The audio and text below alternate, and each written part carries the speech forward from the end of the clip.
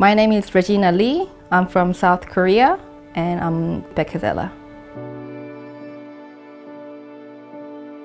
I think I was just a normal person with a fairly secure, stable job, probably not sticking out much in the crowd.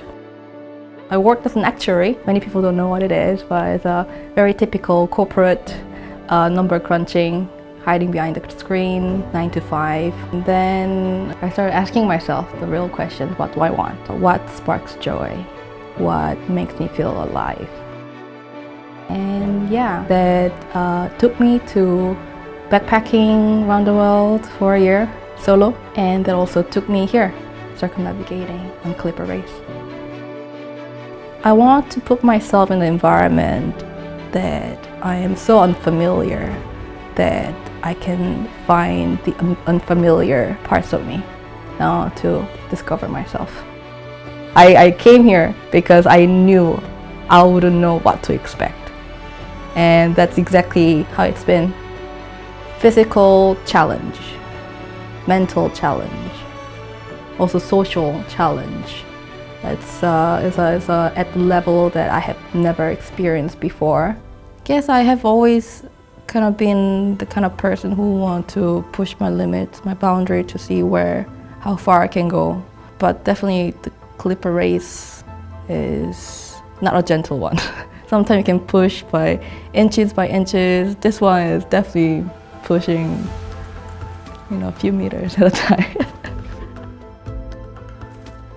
It was tough. Some of the conditions were something I've never imagined.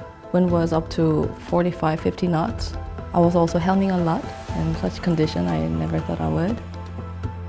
Now I look back, it's like, how did I do that?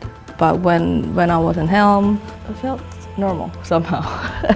It felt natural. You're responsible for, not just racing well, but everyone's safety. And that kind of huge responsibility kind of toughens you, and just the focus really eliminates all the noises in the background.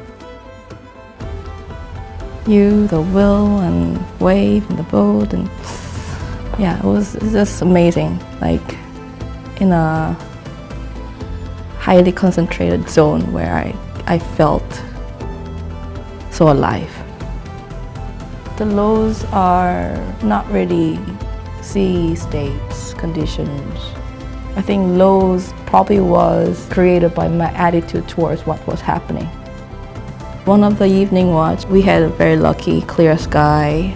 Not much was going on, so our watch was just sitting on deck, stargazing. We're just talking about like stars and universe and stuff. And I mentioned something I learned some time ago, that we studied far more about universe than the core of the earth, the depth. And I was like, oh yeah, right.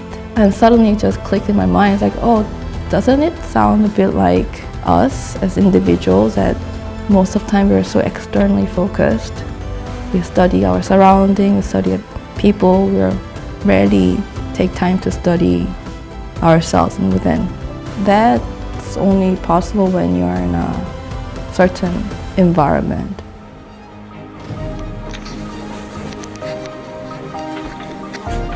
I felt very often, although I was living in a very crammed, restricted, limited space with 19 other people on the boat, but I could find that space to dive deep, to study myself, my inner self.